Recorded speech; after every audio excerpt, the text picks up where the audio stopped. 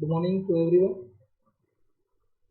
देखिए, इस लेक्चर में हम बात करेंगे रिडक्टिव एलिमिनेशन रिएक्शन, उसके साथ साथ कुछ ऑक्सीडेटिव एडिशन रिएक्शन का जो एक्सटेंडेड पोर्शन था, जैसे कि ऑक्सीडेटिव कपलिंग रिएक्शन, साइक्लोमेटाइलेशन, वो बच गया था, उसको हम यहाँ पर कवर करेंगे। ठीक है, जो कि पार्ट है आपका ऑक्सीडेटिव एडिशन का, एक प्रकार का इंट्रामोलिकुलर ऑक्सीडेटिव एडिशन को रिप्रेजेंट करता है साइक्लोमेटाइलेशन, और कुछ थोड़ा सा डिफरेंट होता है उससे आपका ऑक्सीडेटिव कपलिंग रिएक्शन।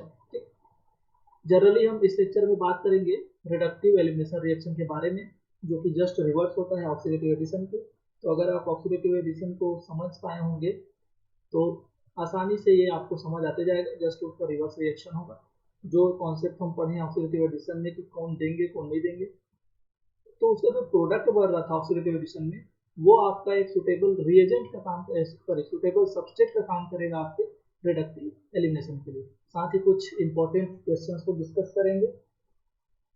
तो देखिए, सबसे पहले हम बात करते हैं ऑक्सीडेटिव एडिशन में इंट्रामोलिकुलर ऑक्सीडेटिव एडिशन को। ठीक है, इंपॉर्टेंट है। कई बार क्या होता है, मिस कर जाते हैं हम कि यहाँ पर कोई और भी रिएजेंट तो दिए नहीं है, तो कैसे हम रिएक्शन कराएं, और वहां पर वो इंट्रामोलिकुलर ऑक्सीडेशन करा जाता है। तो इंट्रामोलिकुलर ऑक्सीडेशन मतलब सिंपल सी बात है कि अगर ऑक्सीडेटिव एडिशन जो है वो एक ही मॉलिक्यूल के अंदर हो जाए तो उसको बोलेंगे इंट्रामोलिकुलर ऑक्सीडेशन। ये एक प्रकार का साइक्लोमेटाइलेशन ही कहलाता है, क्योंकि यहाँ पर एक साइकिल बनता है। जब इंट्रामोलिकुलर ऑक्सीडेटिव एडिशन होता है तो वहाँ पर एक साइकिल बनता है जिसमें मेटल खुद साइकिल का मेंबर होता है, इसलिए इसको साइक्लोमेटाइलेशन भी बोलते हैं।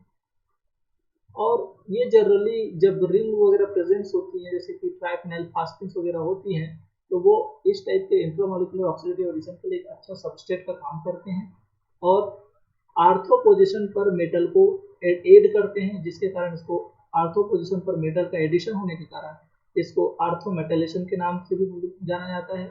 और चूंकि यहाँ पर कार्बन और हाइड्रोजन के बीच का जो बॉन्ड टूट करके, दैट इज कार्बन और हाइड्रोजन का जो एडिशन होता है वहां पर मेटल में, इसलिए इसको कार्बन हाइड्रोजन बॉन्ड एक्टिवेशन भी बोला जाता है। तो ये और कुछ नहीं, सभी एक ही टाइप के हैं, इनको अलग अलग वे में अलग अलग रिप्रेजेंटेशन से बता दिया जाता है। जैसे कि आपका ये रिएक्शन होता है वो metal into organic rings, metal जब ऑर्गेनिक रिंग्स के साथ क्या हो जाता है, ऐड हो जाता है, तो इस टाइप का रिएक्शन वहां पर रिप्रेजेंट होता है। अगर मैं सिंपल आपको अगर सीधा बताऊं आपको एग्जांपल से, तो यहाँ पर एक इरिडियम का ऐसा कॉम्प्लेक्स है जिसमें ट्राइफेनाइल फास्फीन जुड़ा है। तो हम लोग क्या करते हैं कि यहाँ पर थोड़ा सा हम मिस आउट कर जाते हैं कि PPH3 है तो फास्फोरस दिखाई देता है हमको, PH को जो फिनाइल ग्रुप है उसको हम अंडर एस्टिमेट कर देते हैं, लेकिन इसका मतलब ही क्या है कि यहाँ पर 3 ऐसे फिनाइल ग्रुप जुड़े रहते हैं। ट्राइफेनाइल फास्फीन में 3 ऐसे फिनाइल ग्रुप ऑब्वियसली जुड़े रहेंगे। तो जब ऐसे अगर रिप्रेजेंटेशन से दिया रहता है तो कहीं ना कहीं हम वहाँ पर हमारा जो माइंड है वो क्लिक कर जाता है कि क्यों यहाँ पर इंट्रामोलिकुलर ऑक्सीडेटिव एडिशन तो नहीं हो रहा है। लेकिन जनरली ये स्किप हो जाता है जब आपको कैसे दिया रहता है, PPH3 के फॉर्म में दिया रहता है। जैसे कि सपोज मान लो कि ये IR है, IR और ये बोल दिया आपको CCl, और आपको यहाँ पर लिख दिया ये PPH3 राइस, तो आपको क्लिक ही नहीं करेगा कि यहाँ पर एक ऑक्सीडेटिव एडिशन हो भी सकता है जो कि एक इंट्रामोलिकुलर टाइप का होगा। तो आपको थोड़ा सा यहाँ पर ध्यान देना है कि इस टाइप का जो कॉम्प्लेक्स है वहाँ पर जब फास्फोरस से कोई फिनाइल ग्रुप जुड़ा रहता है यहाँ पर, जैसे कि तो ये इसको मैं मिटा देता हूँ। तो यहाँ ये जो आपका फास्फोरस इस फिनाइल ग्रुप से जहाँ पर जुड़ा है उसका जो आर्थो पोजीशन होता है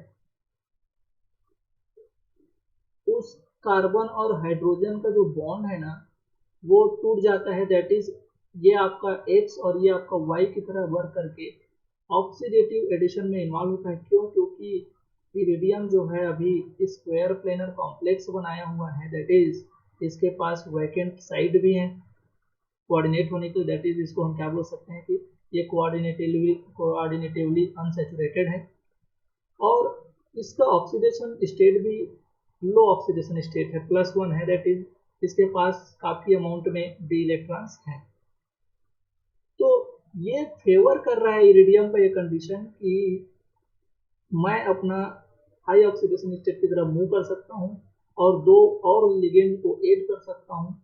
तो इस कंडीशन के फेवर करने के कारण ये क्या कर जाता है, ऑक्सीडेटिव एडिशन कर जाता है। अच्छी बात क्या होती है कि ये किसी एक्स और वाई का वेट नहीं कर रहा है, दैट इज अगर एक्स और वाई अगर आता तो उसके साथ वो रिएक्शन तो करता ही है, लेकिन यहाँ पर ये फिनाइल ग्रुप जो जुड़ा होता है फास्फोरस से, उसके आर्थो पोजीशन के कार्बन और हाइड्रोजन के बीच इनका एगोस्टिक इंट्रैक्शन पाया जाता है और उस इंट्रैक्शन के कारण जो है ये हाइड्रोजन और इस कार्बन से डायरेक्ट जुड़ जाता है, दैट इज कार्बन और हाइड्रोजन का इस इरिडियम में एडिशन हो जाता है। और चूंकि इस एडिशन से इरिडियम का ऑक्सीडेशन स्टेट जो है +2 बढ़ जाता है और कोऑर्डिनेशन नंबर भी 2 यूनिट में बढ़ जाती है, इसलिए ये एक प्रकार का ऑक्सीडेटिव एडिशन है। और चूंकि यहाँ पर आप बोल सकते हैं कि सपोज ये जो है आपका एक ही मॉलिक्यूल में ये पूरी फिनोमिना हो रही है, तो इसको क्या बोल देते हैं, इंट्रामॉलिक्यूलर ऑक्सीडेटिव एडिशन, जिसके रिजल्टेंट आपका कौन सा कॉम्प्लेक्स बनता है, देख लीजिए। ये आपका जो आर्थो पोजीशन का कार्बन है वो आर्थो पोजीशन पर मेटल जुड़ गया, इसीलिए इसको आर्थो मेटलेशन बोलते हैं। इसमें यहाँ पर एक साइकिल बन गया, इसलिए इसको साइक्लो मेटलेशन बोलते हैं, क्योंकि also metal is also part of the that cycle. और ध्यान ये देने वाली बात ये है कि कार्बन और हाइड्रोजन जो हैं लेस पोलर होते हैं या फिर नॉन पोलर की तरह एक्ट करते हैं, तो यहाँ पर इनका जो है एडिशन जो है वो सीन एडिशन होगा, ठीक है। यहाँ पर ये जो आपका इरिडियम है वो +1 से +3 दैट इज 2 ऑक्सीडेशन स्टेट में इसका इंक्रीज हो गया और कोऑर्डिनेशन नंबर भी यहाँ पर जो 4 था वो यहाँ पर अब 6 हो गया, ये 1 हो गया, ये 2 हो गया, 3 4 5 और ये 6। तो ये स्क्वायर प्लेनर से ऑक्टाहेड्रल में कन्वर्ट हो गया। इसका मतलब ये एक प्रकार का ऑक्सीडेटिव एडिशन रिएक्शन है, एक ही मॉलिक्यूल में हो रहा है, इसलिए इंट्रामॉलिक्यूलर ऑक्सीडेटिव एडिशन का ये पार्ट कहलाता है। और ये देखिए यहाँ पर आर्थो पोजीशन में कार्बन और हाइड्रोजन का जो जुड़ना है, तो यही आपका ये बोला जाता है कि जब इस प्रकार का रिएक्शन फेवर किया जाता है तो उसके लिए बोला जाता है कि आर्थो पोजीशन में कार्बन और हाइड्रोजन जो है एक्टिवेट हो गया, that is it is a kind of carbon hydrogen bond activation. समझ आया क्या भाई? इंपॉर्टेंट रिएक्शन है, स्किप हो जाता है माइंड से, इसको आप बिल्कुल माइंड में रखेंगे कि ऐसा रिएक्शन भी पॉसिबल है, ठीक है। अब इन्हीं चीजों को मैं यहाँ पर आपको अच्छे से जो मैं बोला हूँ उनको मैं मेंशन कर दिया हूँ, ठीक है। ये जो कंडीशन होता है आपका, यहाँ पर वस्का कॉम्प्लेक्स ले लेते हैं। देखो अभी हम बात कर रहे थे 3 ट्राइफेनाइल फास्फीन था, अब हम अगर वस्का कॉम्प्लेक्स की बात करें तो वस्का कॉम्प्लेक्स में भी ट्राइफेनाइल फास्फीन ग्रुप होता है और इरिडियम जो है +1 ऑक्सीडेशन स्टेट और 16 electron complex that is square planar. तो ये भी फेवर कर रहा है कि ऑक्सीडेटिव एडिशन में इन्वॉल्व हो जाओ। तो होता क्या है कि हम बहुत सारे रिएक्शन देखे हैं जिसमें वस्का कॉम्प्लेक्स जो है क्या कर रहा था, ऑक्सीडेटिव एडिशन रिएक्शन में इन्वॉल्व हो रहा था, कभी Cl2 को ऐड करता था, कभी H2 को ऐड करता था, ठीक है, CH3 आई मेथिल आयोडाइड, इन सब का भी ऑक्सीडेटिव एडिशन होता था वस्का कॉम्प्लेक्स में। लेकिन सपोज मान लो कि यहाँ पर ये जो है इनको कोई reagent hydrogenation chlorination that is chlorine का कोई आपको दूसरा कोई इंटर मॉलिक्यूलर ऑक्सीडेटिव एडिशन का कोई फेवर नहीं कर रहा है, कोई दूसरा रिएजेंट नहीं आ रहा है इसके पास में, तो आप ये बोल सकते हैं कि ट्राइफेनाइल फास्फीन में यहाँ भी तो इसके पास क्या ग्रुप है, फेनाइल ग्रुप है। तो सेम जो ऊपर हम कंडीशन पढ़े उन्हीं कंडीशंस यहाँ पर भी क्रिएट हो रही, इनका भी इनके पास भी आर्थो में आपका हाइड्रोजन है, तो आर्थो में हाइड्रोजन होगा तो सिंपल सा ये जो है इसको हम ऐसे भी लिख सकते हैं। एक फिनाइल को थोड़ा सा आप यहाँ पर ये मिस प्रिंट है ना, इसको आप थोड़ा सा सुधार लेंगे, ये ट्राइफेनाइल फास्फीन जो है ये आपका PPH ट्वाइस होगा, क्योंकि एक फिनिल को मैं इधर आपको ऐसे दिखा दिया हूँ, ठीक है। तो कहने का मतलब ये है कि यहाँ पर आर्थो पोजीशन पर यहाँ भी आपका कार्बन और हाइड्रोजन बॉन्ड एक्टिवेट हो जाएगा। That is it is a kind of situation where cyclometallation takes place, intramolecular oxidative addition takes place। तो यहाँ पर इरिडियम और हाइड्रोजन के बीच एगोस्टिक इंटरेक्शन पाया जाता है, जिसके कारण ये ortho position carbon hydrogen bond को एक्टिवेट कर देता है और यहाँ पर ये इरिडियम डायरेक्ट हाइड्रोजन से और यहाँ से कार्बन से जाकर के जुड़ जाता है, जो कि आपका क्या है, ये लीजिए यहाँ पर जैसे ही ये आपका ऑक्सीडेटिव एडिशन में इन्वॉल्व होता है, इसका ऑक्सीडेशन स्टेट +3 हो जाता है, तो दो संख्या में आपका इंक्रीज हो गया, कोऑर्डिनेशन नंबर भी 2 बढ़ गया, स्क्वायर प्लेनर से ये ऑक्टाहेड्रल में कन्वर्ट हो गया। ठीक है। हाँ, ध्यान देने वाली बात क्या है, यहाँ पर भी आपका H और कार्बन का सीन एडिशन होगा। अगर वो तुमको स्टीरियो में फंसाता है तो आपको ध्यान देना है कि ये एक non polar less polar group की तरह बिहेव करते हैं, इसलिए इनका सीन एडिशन यहाँ पर होगा।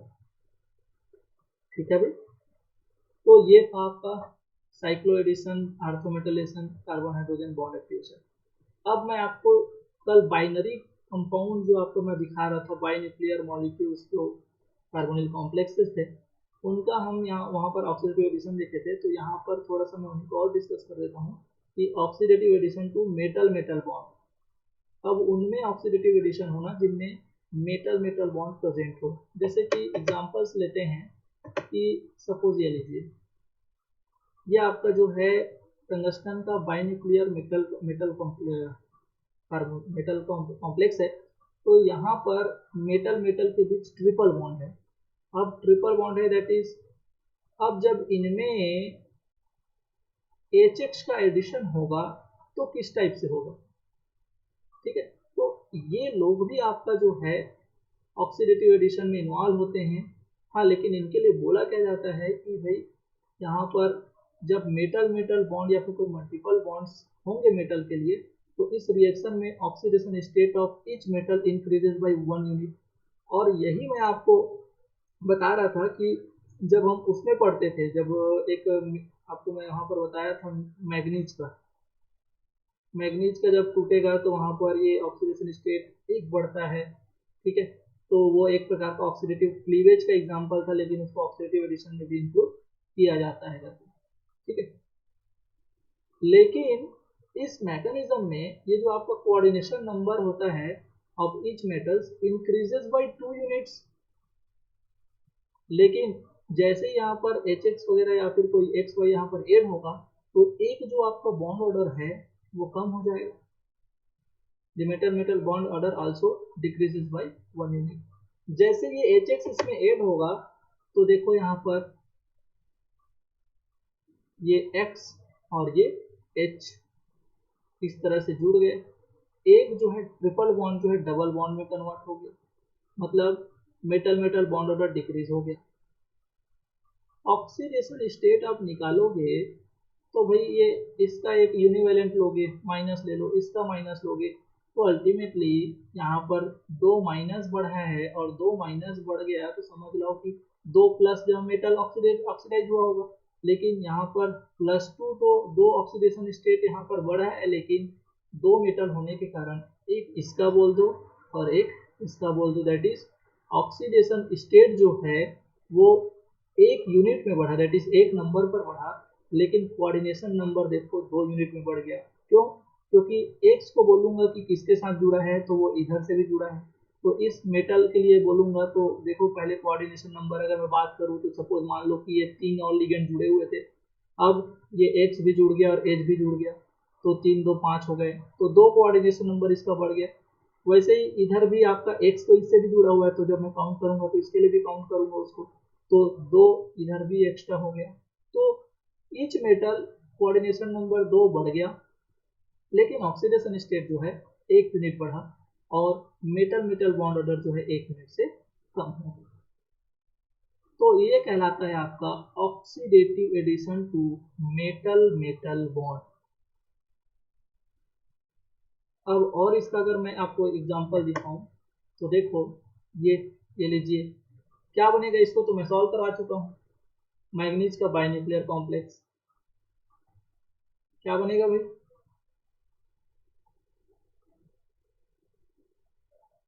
सर मोनो हाँ, मोनो। ब्रोमीन कैसे मेटल बोलेगा? मेटल बॉन्ड ब्रेक होगा। मेटल मेटल बॉन्ड ब्रेक हो गया।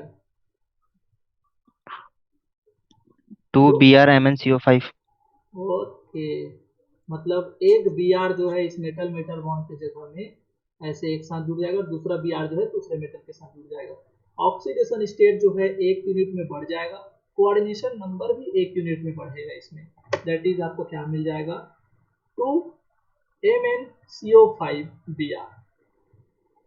यही बोलेंगे क्या? ये एक प्रकार का क्या है? Oxidative cleavage. लेकिन इसको ऑक्सीडेटिव एडिशन में भी इंक्लूड किया जाता है। ठीक है, चलिए आगे बढ़ते हैं। अब बात करते हैं ऑक्सीडेटिव कपलिंग रिएक्शन। ये भी एक प्रकार का बहुत ही ज़्यादा इम्पोर्टेंट रिएक्शन है। देखो, आपको नाम से पता होने चाहिए कि कौन कौन से रिएक्शन हो गए, क्योंकि क्वेश्चन आजकल क्या पूछता है कि मेरा जो एक रिएक्शन है वो ए से बी, बी से सी, सी से डी तक जा रहा है। अब वो पूछता है कि बताओ कि सीक्वेंस क्या है रिएक्शन के होने का। क्या ऑक्सीडेटिव एडिशन पहले हुआ, या रिडक्टिव एलिमिनेशन पहले हो रहा है, क्या बीटा इंसर्शन बाद में हो रहा है, क्या ऑक्सीडेटिव कपलिंग रिएक्शन हो रहा है किसी स्टेप में। तो वो मैकेनिज्म के स्टेप को आइडेंटिफाई कराने के लिए आपको पूछ देता है। ठीक है, तो आपको पता भी होना चाहिए और उन स्टेप्स के, उन मैकेनिज्म के नाम भी पता होने चाहिए कि अगर ऐसा हो रहा है तो उसको कौन सा मैकेनिज्म हम बोलते हैं। ठीक है, तो देखिए ऑक्सीडेटिव कपलिंग क्या होता है। In this reaction metal induced a coupling between two unsaturated ligands such as alkene and alkyne to give metallocycle is called oxidative coupling reaction। Oxidative coupling reaction के लिए जो मेटेलोसाइकिल बनता है उसके लिए जरूरी होता है कि उस मेटल के पास दो ऐसे लिगेंड हो जो कि अनसेचुरेटेड हो। और अनसेचुरेटेड लिगेंड दैट इज या तो दो एल्कीन होना चाहिए या दो एल्काइन होना चाहिए, या फिर एक एल्कीन होना चाहिए एक एल्काइन होना चाहिए। कहने का मतलब उसके पास दो अनसेचुरेटेड लिगेंड होना चाहिए मेटेलोसाइकिल पे, तो वो जो है एक आपका मेटेलोसाइकिल में कन्वर्ट हो जाता है। अब मेटेलोसाइकिल में जब कन्वर्ट होता है तो उसका ऑक्सीडेशन स्टेट बढ़ जाता है, तो इसको बोल देते हैं oxidative coupling reaction. The formal oxidation state of the metal increase by 2 units। Oxidative reaction है तो ऑब्वियसली ऑक्सीडेशन स्टेट बढ़ेगा, यहाँ भी आपका 2 नंबर्स में बढ़ता है। The electron count decrease by 2 unit but the coordination number remains unchanged। तो ये जो लिखा है क्या वो वेरी करेगा, सॉरी क्या वो फॉलो करेगा? तो देखो एक एग्जांपल है लिगेंड मेटल कॉम्प्लेक्स का जिसमें दो एल्कीन्स प्रेजेंट हैं। वैसे ही एक एग्जांपल है लिगेंड मेटल कॉम्प्लेक्स जिसमें दो एल्काइन प्रेजेंट हैं। तो ये जो रिएक्शन है इनको जब हीट किया जाता है तो ये जो है मेटेलोसाइकिल में कन्वर्ट हो जाते हैं। और मेटेलोसाइकिल दैट इज साइकिल बनता है। यहाँ पर तो कोई किसी प्रकार साइकिल नहीं बना हुआ है, यहाँ पर इनका पाई क्लाउड जो है, पाई बॉन्डिंग यहाँ पर इन्वॉल्व है, पाई इलेक्ट्रॉन्स का यहाँ पर सिग्मा बॉन्डिंग में डोनेशन हुआ है। तो जब एल्किन्स वाले लोग अगर रिएक्शन करेंगे तो होता क्या है, सपोज मान लो कि ये आपका यहाँ शिफ्ट हुआ तो ये इलेक्ट्रॉन्स आपका वहाँ शिफ्ट हो जाते हैं, और ये जो है आपका यहाँ शिफ्ट होकर के सीधा ये वाला बॉन्ड यहाँ बन जाता है। तो कहने का मतलब आप देखिए, ये आपका 1 नंबर बोलूँ, इसको 2 बोलूँ, इसको 3 बोलूँ, इसको 4 बोलूँ, तो ये आपका क्या हो गया, ये 1, ये 2, ये 3 एंड ये 4। एक साइकिल बन गया और इस साइकिल में मेटल खुद इंक्लूड है, इसलिए इसको बोलते हैं मेटेलोसाइकिल। ध्यान देने वाली बात क्या है, अभी इस सपोज इस मेटल का ऑक्सीडेशन स्टेट क्या है, 0, क्योंकि सभी मान लो कि न्यूट्रल लिगेंड है। लेकिन जब कपलिंग होगा, ऑक्सीडेटिव कपलिंग हो गया, तो यहाँ पर ये जो है अब कार्बन है, तो ये तो -1 ऑक्सीडेशन स्टेट शो करेगा, ये भी इधर से -1 ऑक्सीडेशन स्टेट शो कर रहा है। तो मेटल जो है इस कॉम्प्लेक्स में न्यूट्रल चार्ज है, तो मेटल यहाँ पर +2 चार्ज हो गया, तो ऑक्सीडेशन स्टेट इसका क्या हो गया, बढ़ गया। और कोऑर्डिनेशन नंबर जो है सेम है, कोऑर्डिनेशन नंबर जो है सेम है। कैसे भाई, यहाँ भी एल एन जितने भी लिगेंड थे, तो एल एन तो यहाँ भी है, इधर से एक ये आपका लिगेंड था, एक ये आपका लिगेंड था, तो अभी भी तो एक लिगेंड इधर से मान लो और एक लिगेंड जो है इधर से मान लो। तो सपोज अगर ये 4 है और ये आपका 2 2 6, तो अगर सिंपल अगर यहाँ पर कोऑर्डिनेशन नंबर 6 रहा होगा, तो यहाँ भी कोऑर्डिनेशन नंबर 6 ही है। इसीलिए बोला जाता है कि कोऑर्डिनेशन नंबर ऑक्सीडेटिव कपलिंग में अनचेंज्ड होता है। समझ आया? लेकिन ऑक्सीडेशन स्टेट जो है +2 में इंक्रीज हो गया। ठीक है, वैसे ही अगर यहाँ पर ये कपलिंग करेगा, तो ये एक ऐसा मेटलोसाइकिल बनाएगा, सिर्फ अंतर क्या होगा कि एक जो है बॉन्ड ऑर्डर, एक एक बॉन्ड ऑर्डर जो है एल्काइन का रिड्यूस हो जाएगा, और आपका एक डबल बॉन्डेड साइकिल बनेगा, दैट इज अनसैचुरेटेड मेटलोसाइकिल बन गया। देखो क्यों, क्योंकि ये वाला बॉन्ड यहाँ गया होगा, ये वाला बॉन्ड यहाँ, और ये आपका ये बॉन्ड यहाँ। क्लियर है भाई? तो देखो, इससे आपका एक अनसैचुरेटेड मेटलोसाइकिल बन गया। और इम्पोर्टेंट क्या है भाई, इम्पोर्टेंट है ये। क्यों इम्पोर्टेंट है, क्योंकि अगर मैं इन आर को क्या कर दूं, हाइड्रोजन, ठीक है, तो इनके लिए अब आगे मैं बात करता हूं कि जब ये हाइड्रोजन होंगे, तो जब हम प्रोटॉन एनएमआर निकालेंगे, तो प्रोटॉन एनएमआर जो है वो क्या रिजल्ट देता है। ठीक है, समझ आया क्या भाई, जल्दी से बताओ, यहाँ तक क्लियर है? सर 2 टाइप के प्रोटॉन्स है ना सेकंड वाले में? हाँ, बात करूंगा अभी, वही कि 2 टाइप्स ऑफ प्रोटॉन्स है, तो 2 सिग्नल्स मिलने चाहिए, तो बाकी आगे क्या होता है वही सब बात बता रहा हूँ। ठीक है, यहाँ तक कोई दिक्कत?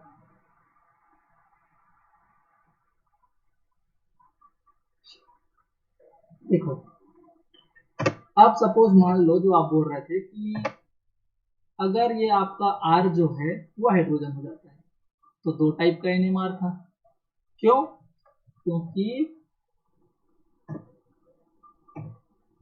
यहाँ पर देखो, अगर ये हाइड्रोजन है और ये भी हाइड्रोजन है, तो यहाँ पर 2 टाइप का आपका क्या है, प्रोटॉन्स।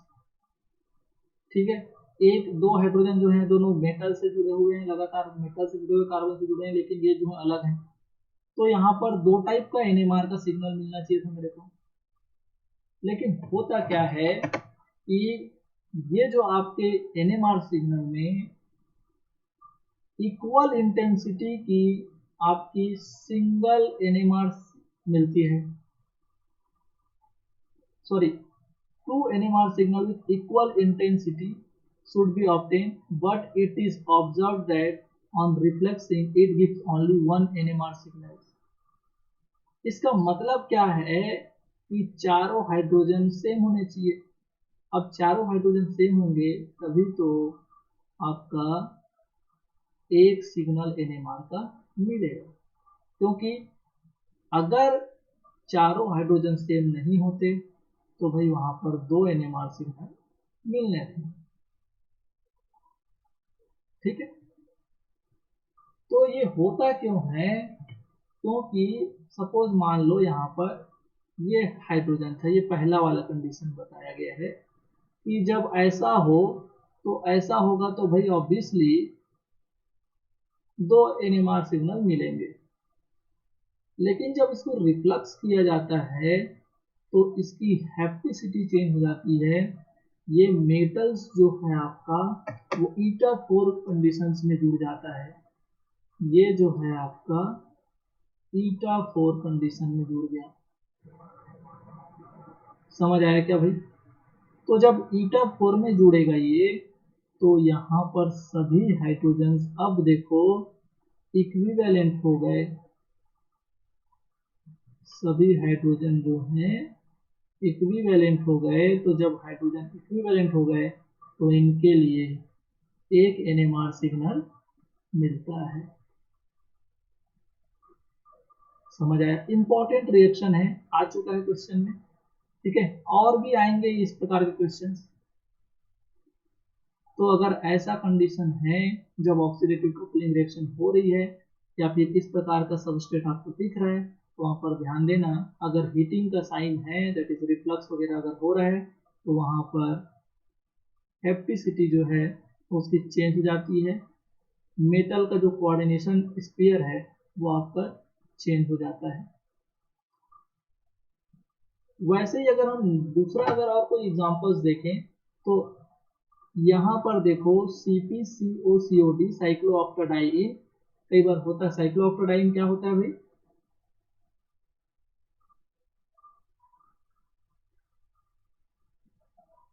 ये लो साइक्लोऑक्टाडाइन। तो सब साइक्लोऑक्टाडाइन से जब ये कॉम्प्लेक्स है उसको अगर इसके साथ रिएक्शन कराया जा रहा है तो सबसे पहले आपको करना क्या है, ये COD को जो एक COD ग्रुप को रिमूव कर देना।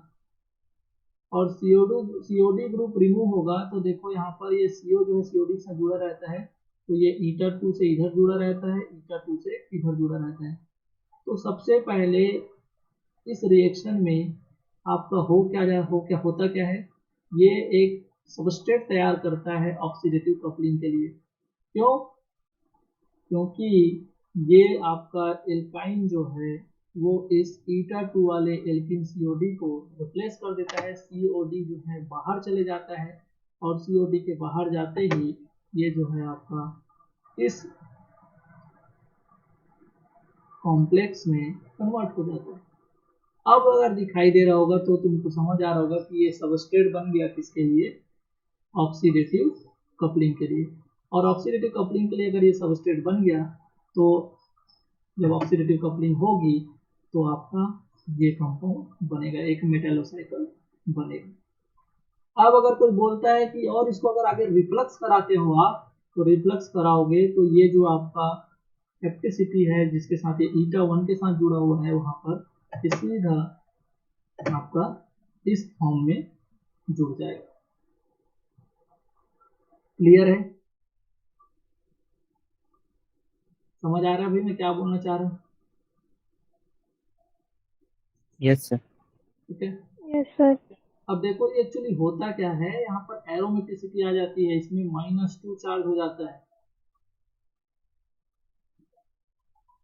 ठीक,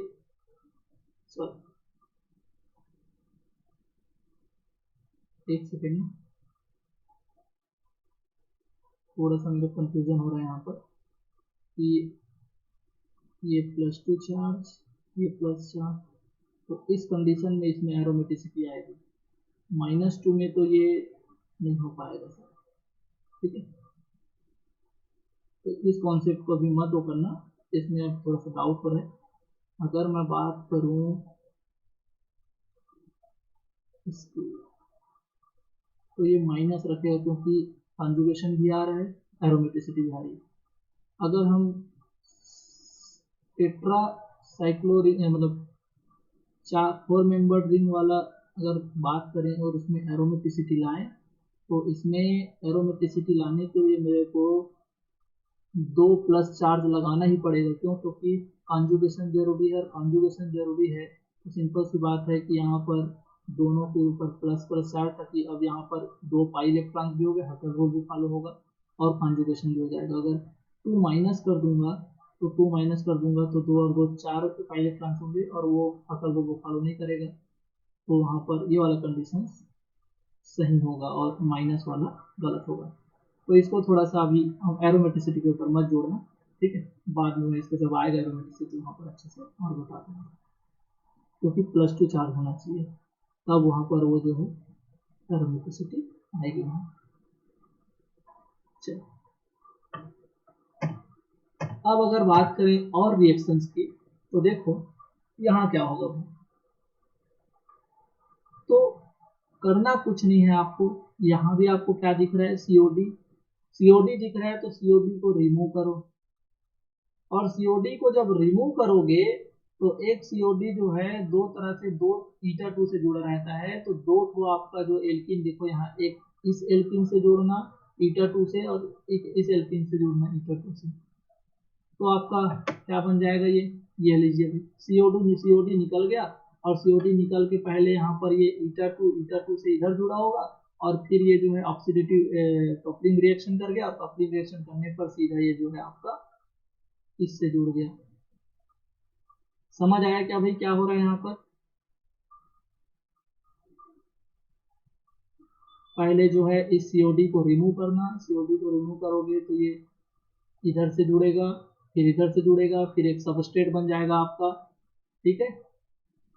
अरे यहाँ पर है कुछ नहीं, इतना बड़ा जो ग्रुप है ना, ये एक आर ग्रुप ही तो है, तुमको तो मतलब था क्या ट्रिपल बॉन्ड से, ये सब आर ग्रुप तो है, ठीक है, तुम इधर से एक ही ग्रुप में आ गए हो, अलग अलग रहते तो अलग अलग जुड़ते, एक ही हो तो एक में जुड़ गए। हमको मतलब क्या था, इस ट्रिपल बॉन्ड से मतलब था कि ट्रिपल बॉन्ड जो है यहाँ पर एक सबस्ट्रेट बना रहा है सीओडी को रिमूवल से, जिससे ऑक्सीडेटिव कपलिंग हो सके, और आफ्टर ऑक्सीडेटिव कपलिंग आपका क्या हो जाएगा, इस तरह से कॉम्प्लेक्स में कन्वर्ट हो जाएगा, यहाँ पर एक मेटल साइकिल जनरेट हो गया। अब आगे क्या होगा, अब अगर तुम उसको और हीट करते हो, रिफ्लक्स कर देते हो, तो ये जो है आपका ईटा 4 में कन्वर्ट हो जाएगा। तो सेम कॉन्सेप्ट चल रहा है, इंपॉर्टेंट रिएक्शंस हैं, किसी दिन आपको ये जो आपके एग्जांपल्स हैं आपके क्वेश्चन में देख जाएंगे, ठीक है। चल आगे बढ़ते हैं, कुछ और हैं जिसमें कार्बिन्स अगर बात करें, सिर्फ एल्कीन का ना करके अगर कार्बिन्स की अगर बात करें, तो कार्बिन्स भी है आपका जो है ऑक्सीडेटिव कपलिंग में इन्वॉल्व हो जाता है। जैसे कि सपोज मान लो यहाँ पर देखो ये तो एल्कीन है, लेकिन एल्कीन के साथ यहाँ डबल बॉन्ड में कौन जुड़ा है, कार्बिन, क्योंकि कार्बिन बढ़ चुके हैं, जब कार्बन जो है मेटल के साथ डबल बॉन्ड फॉर्म में जुड़ा हो तो वो मेटल कार्बिन कॉम्प्लेक्स होता है।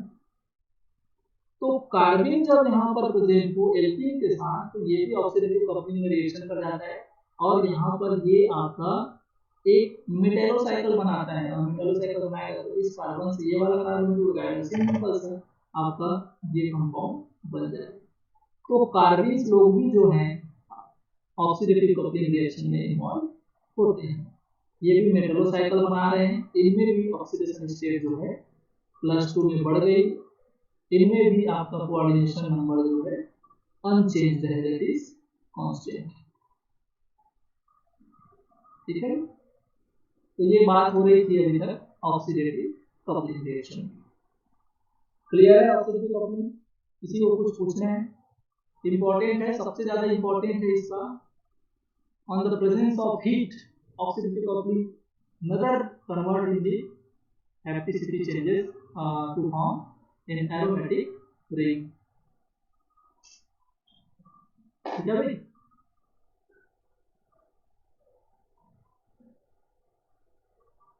चलो समझ आया, आगे बढ़ूं। यस। अब बात करते हैं रिडक्टिव एलिमिनेशन की। तो oxidative addition, oxidative coupling reaction, जो कि जिसमें जनरली ऑक्सीडेशन हो रहा था, वो सभी चीज हमने यहाँ पर कंप्लीट कर लिए। अब उसका जस्ट रिवर्स बात करते हैं रिडक्टिव एलिमिनेशन की।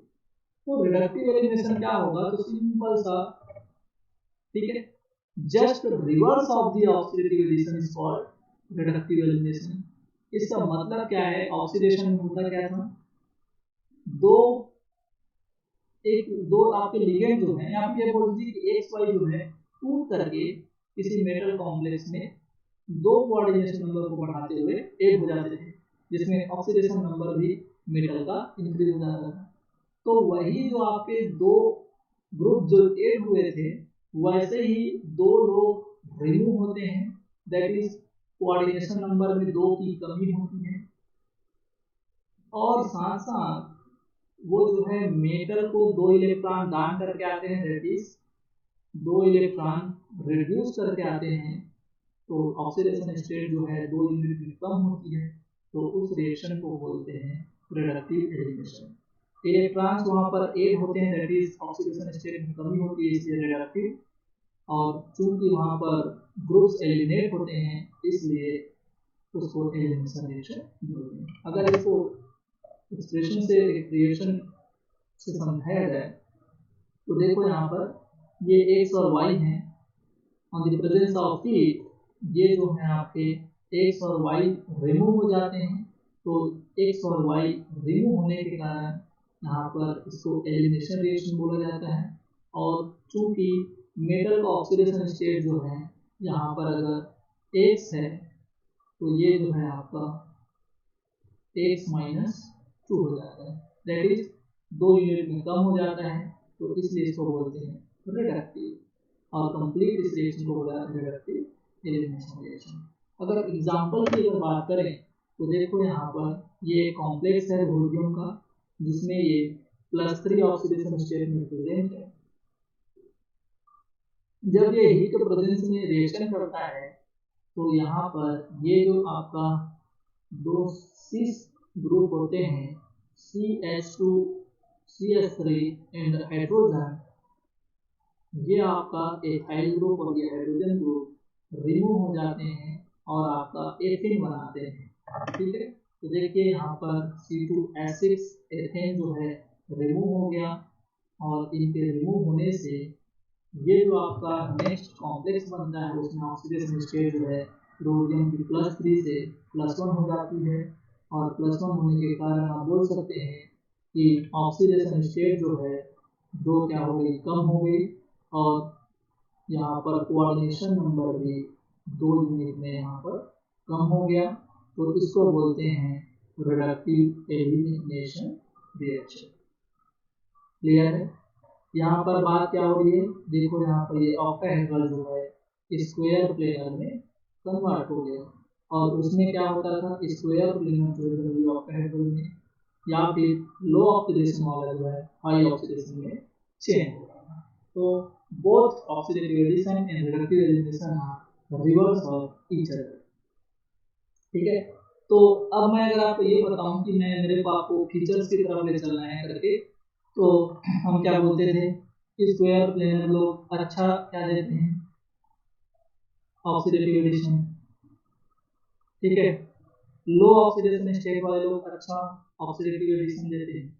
तो वैसे ही हम क्या बोलेंगे कि भाई हाई ऑक्सीडेशन स्टेट वाले लोग अच्छा, उल्टा, जस्ट उल्टा, हाई वाले लोग अच्छा रिडक्टिव एलिमिनेशन देंगे, ऑक्टाहेड्रल वाले लोग अच्छा रिडक्टिव एलिमिनेशन देंगे। तो एक दूसरे का प्रोडक्ट जो है एक दूसरे के सबस्ट्रेट का काम करता है। क्लियर है? चलिए अब देखो फीचर्स ऑफ रिडक्टिव एलिमिनेशन को समझना बहुत इंपॉर्टेंट है। ठीक है, हम बात भी कर चुके हैं, जस्ट समझ चुके हैं सब चीजों को, तो उसको उल्टा ही तो बात करेंगे। सबसे पहला फीचर जो है मेटल्स की बात चल रही है। Since the reductive elimination involves the transfer of an electron pair back onto the metal from two anionic ligands, the metal therefore should be in high oxidation state. It means that the electron deficient metal facilitates the reductive elimination. मैं oxidation state में तो आपको बताया था कि भैया oxidation state में इसको दान करना होता था, तो दान वही कर सकता है जिसके पास जितना ज़्यादा डेंसिटी हो इलेक्ट्रॉन की, भाई जिसके पास होगा वही ज़्यादा अच्छे तरीके से दान करेगा। लेकिन रिडक्टिव एलिमिनेशन में क्या होता है, ये इलेक्ट्रॉन को ऐड करता है, तो भैया ऐड करने की टेंडेंसी किसके पास ज़्यादा होगी, जो जितना ज़्यादा गरीब होगा उतनी ही ज़्यादा अच्छी उसकी एक्सेप्ट करने की टेंडेंसी होगी। तो सिंपल सा बात है कि रिडक्टिव एलिमिनेशन में मेटल को हाई ऑक्सीडेशन स्टेट में होना चाहिए, मतलब कम से कम उसके पास इलेक्ट्रॉन होने चाहिए ताकि आसानी से वो जो है क्या कर पाए, इलेक्ट्रॉन्स को एड कर पाए। क्यों? क्योंकि इस रिएक्शन में मेटल इलेक्ट्रॉन एक्सेप्ट करता है, न कि इलेक्ट्रॉन को रिमूव करता है। पहली प्रॉपर्टी क्लियर है।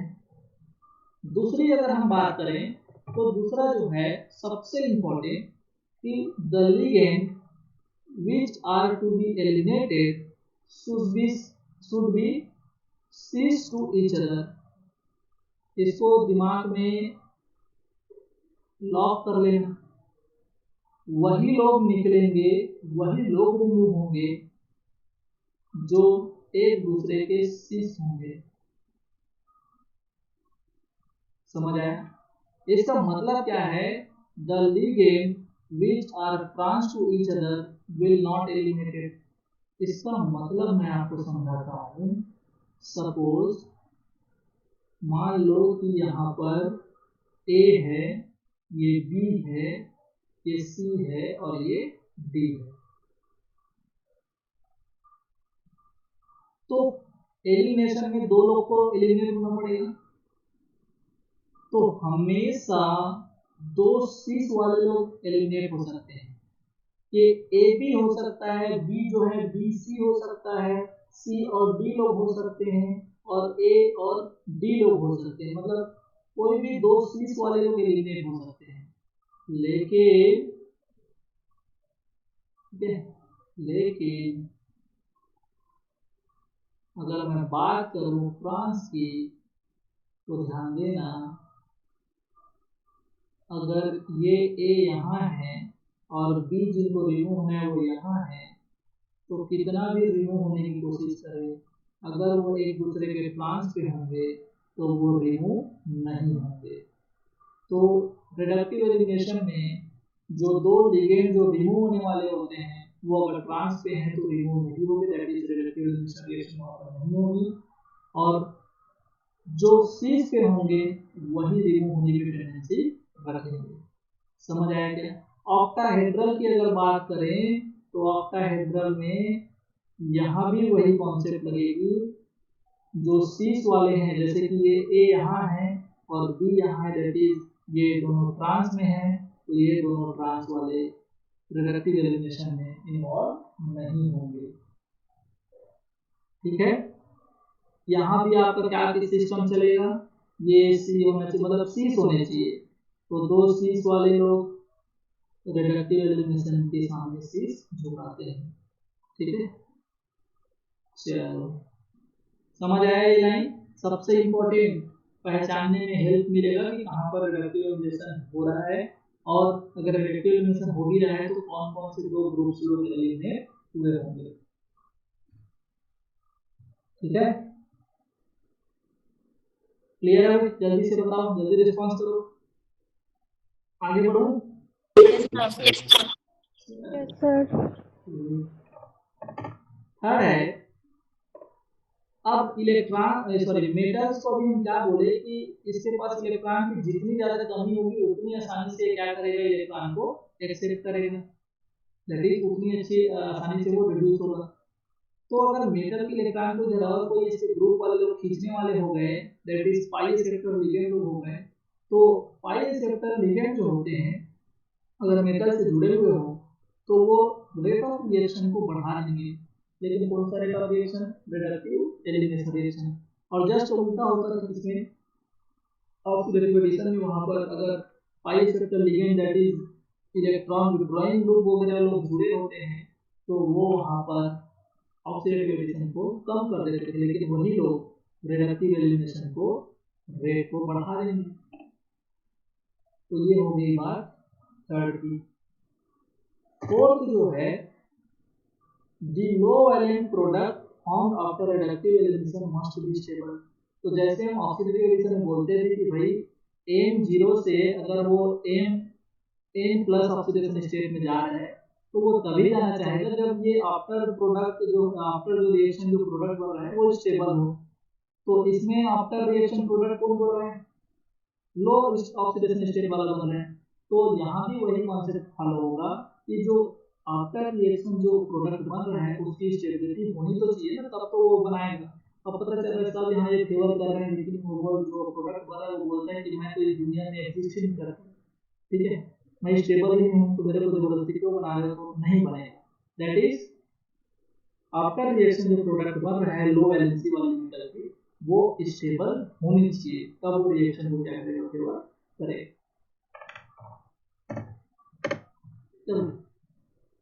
चलिए नेक्स्ट फीचर की अगर बात करें, the presence of bulky group और steric crowding facilitate the reductive elimination.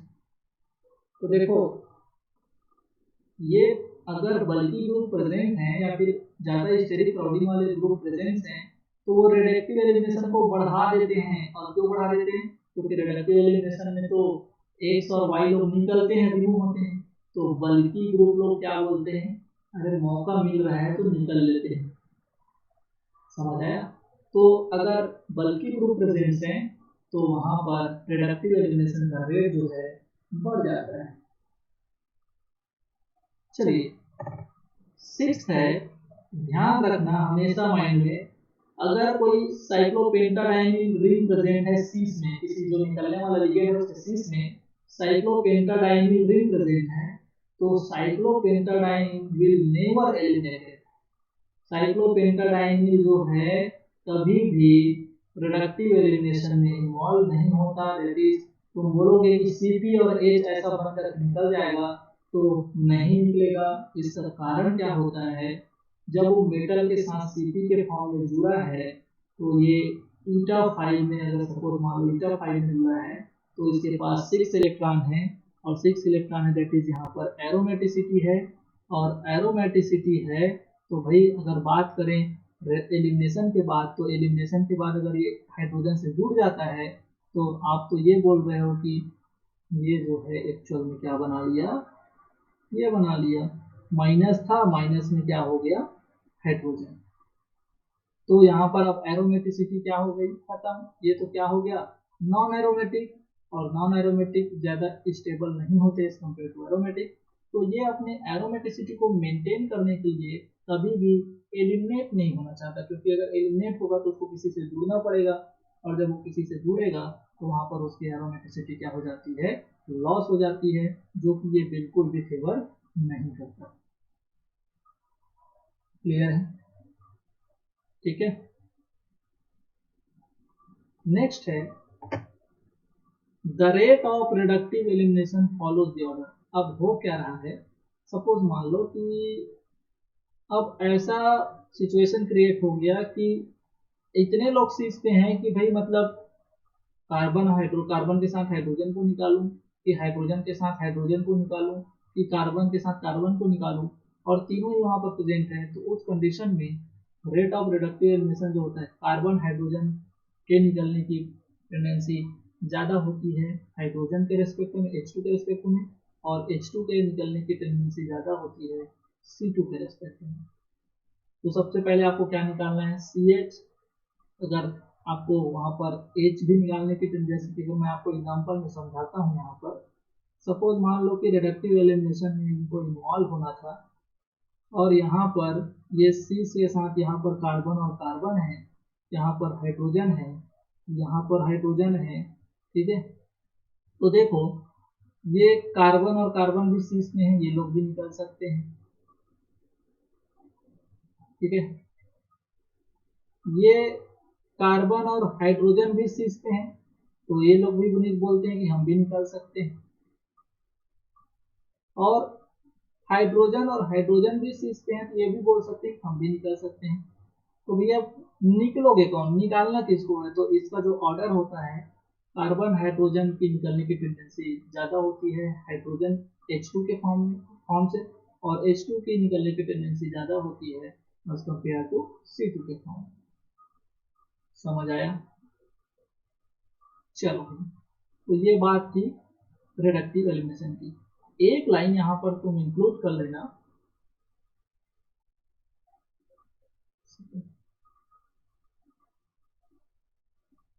एक लाइन यहाँ पर तुम इंक्लूड कर लेना कि जो निकलने वाले ग्रुप होते हैं ना, जो ए और बी जो निकलेंगे ना, दे शुड बी आयनिक। निकलने वाले ग्रुप क्या होने चाहिए, इसको लिख लेना।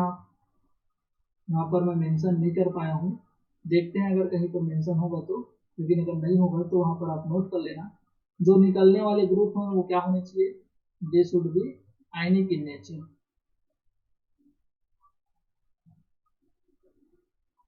They should be ionic in nature.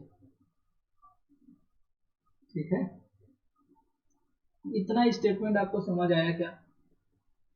उसके बाद अगर मैं नेक्स्ट की बात करूं तो 8th फीचर बोलता है the reductive elimination involving two metal is also known to occur.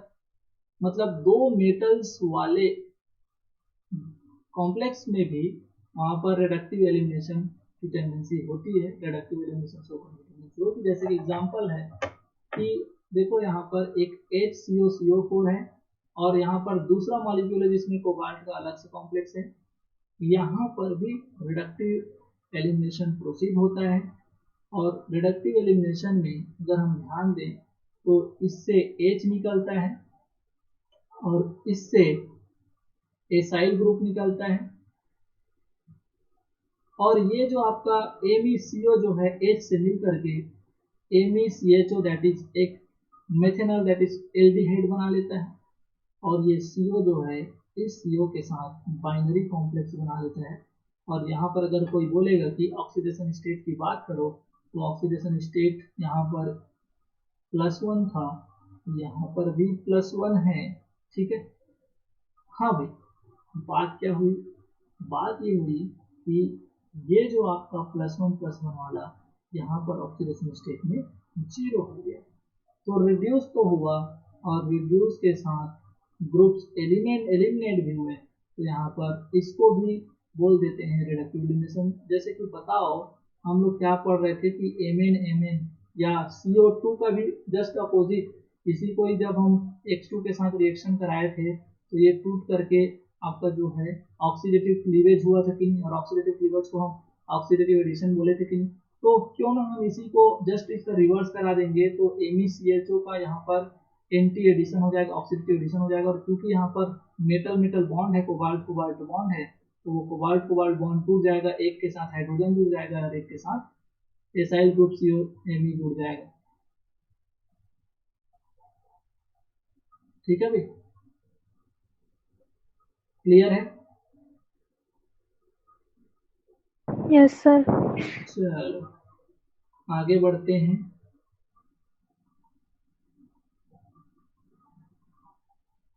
Next property है रिडक्टिव एलिमिनेशन में रिएक्शन की एंट्रोपी इंक्रीज होती है। पर ऑब्वियसली होगी, रिडक्टिव एलिमिनेशन में एक्स वाई क्या होता है, बाहर निकलता है।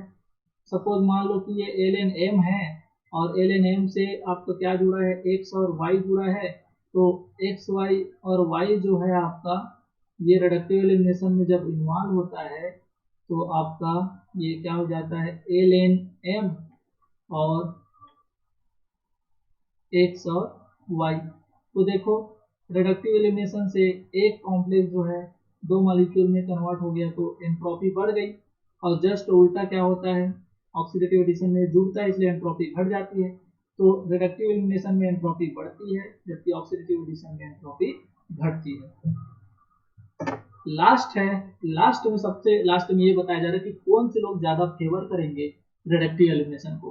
तो बताओ, सबसे इंपॉर्टेंट हम बात कर रहे थे कि रिडक्टिव एलिमिनेशन में सबसे अच्छा इलेक्ट्रॉन जो डी के पास होता था वो रिडक्टिव एलिमिनेशन बोलते हैं, क्या बोलते हैं उसको, ऑक्सीडेटिव एडिशन। तो उसके लिए बोला जाता था कि ये जो आपका D10 और D8 वाले होते हैं वो मस्त क्या देते हैं आपका, ऑक्सीडेटिव एडिशन रिएक्शन। अब बताओ अगर निकिल जो है +2 फॉर्म में है तो इसके पास कितने इलेक्ट्रॉन्स होंगे, D8। D8। और इनमें प्लेटिनम पैलेडियम में अगर +4 है, इरिडियम में आपका +3 है। D6। Very good, D6। तो ये D6 और D8 वाले जो हैं रिडक्टिव एलिमिनेशन में इन्वॉल्व होते हैं बेहतरीन तरीके से। तो इनमें कॉमन D8 और D6 में कॉमन क्या होता है? Reductive elimination. वैसे D10 और D8 में कॉमन क्या होता है? सॉरी, D10 और D8 में क्या होता है कॉमन? Oxidative addition. याद कैसे कर लो? याद कर लो D8 को। D8 तो ज़्यादा इलेक्ट्रॉन वाला होगा, तो भाई जो ज़्यादा इलेक्ट्रॉन रखा है वो ऑब्वियसली दे सकता है, तो ऑक्सीडेटिव एडिशन में इन्वॉल्व होगा। इधर जाओगे तो D6 इलेक्ट्रॉन कम हो गया, तो इसके पास लेने की टेंडेंसी आ जाएगी, तो ये क्या देगा? Reductive elimination. D8 जो है दोनों में कॉमन होती है। अब D8 वाले लोग ज़्यादातर कैसे देते हैं? तो ऑब्वियसली अगर वहाँ पर वैकेंट साइट वगैरह है तो ऑक्सीडेटिव एडिशन में इन्वॉल्व हो जाएंगे, वैकेंट साइट नहीं है तो वो रिडक्टिव एलिमिनेशन में इन्वॉल्व हो जाएंगे। ठीक है। और कॉमन मेटल्स जो हैं आपके, निकिल 2+, पैलेडियम 2+, Au3+, और ये आपके प्लैटिनम के +4, प्लैटिनम +4। तो ये कुछ मेटल्स हैं जो रिडक्टिव एलिमिनेशन में कॉमन है। क्लियर है क्या? क्योंकि अगर इतना सब समझोगे तो अब आगे आप क्या आएगा क्वेश्चन, ये तो सॉल्व करने में तुमको मजा आएगा।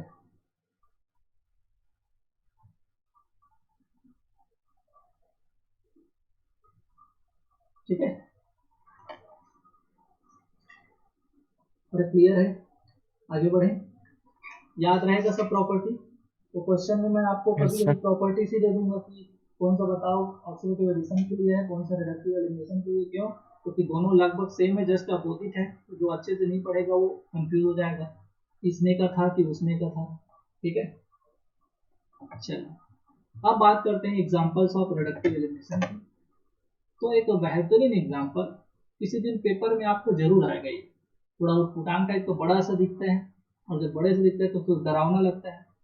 यहाँ पर इरिडियम का ऑक्सीडेशन स्टेट क्या है?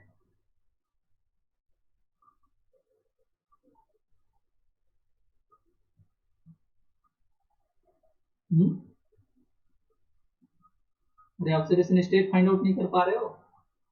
पेन कॉपी निकालो, दिमाग से नहीं होगा, पेन कॉपी चलाओ फटाफट।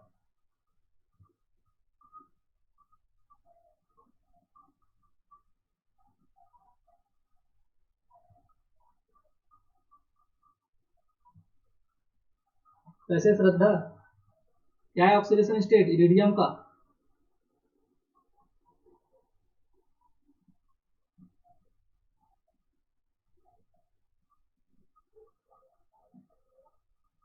+3 है क्या सर? और बाकी लोग?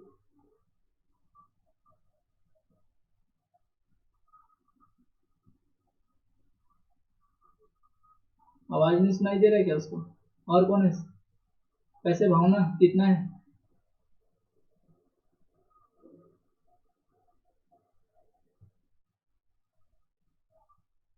चंद्र प्रकाश।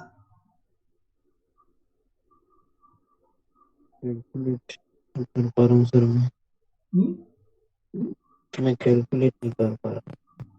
एक ऑक्सीडेशन स्टेट फाइंड आउट करना आता है कि नहीं भाई? अरे सिंपल, देखो कॉम्प्लेक्स के ऊपर 0 चार्ज है, हाइड्रोजन का माइनस, देखो यहाँ पर कार्बन माइनस से जुड़ा, देखो एक ही सिंगल बॉन्ड माइनस, C5 का माइनस, ठीक है, Cp साइक्लोपेंटाडाइल का माइनस, कितना 3 माइनस, तो यहाँ पर कितना प्लस होगा इरिडियम का? 3 अरे प्लस +3। अरे गौरव बता रहा है +3। ठीक है, तो +3 है, और यहाँ पर ये जो है इसके कोऑर्डिनेटिवली अनसैचुरेटेड भी है। ठीक है, तो यहाँ पर देखो, ध्यान अगर आप दोगे तो अगर ये जो है इसके साथ रिएक्शन करता है तो यहाँ पर ये इसमें कन्वर्ट हो जाता है।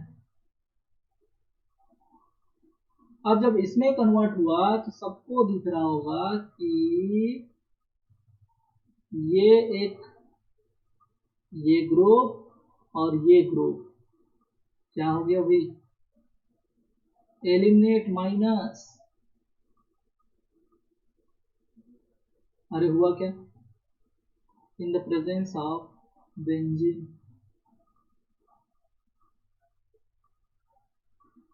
यहां तक समझ आया? जी सर। ठीक है। अब देखो इसका ऑक्सीडेशन स्टेट कोई चेक करेगा तो भैया ये +3 से +1 में चला गया क्या? हाँ। तो 2 ऑक्सीडेशन स्टेट में कमी हुई क्या? और 2 कोऑर्डिनेशन नंबर में भी कमी हुई क्या? ठीक है। तो कोऑर्डिनेशन नंबर भी आपका क्या हो गया? 2 डिक्रीज हो गया। ऑक्सीडेशन स्टेट भी क्या हुआ? 2 डिक्रीज हो गया। अरे तो ये रिडक्टिव एलिमिनेशन ही तो है। देखो यहाँ पर ये ग्रुप और ये आपका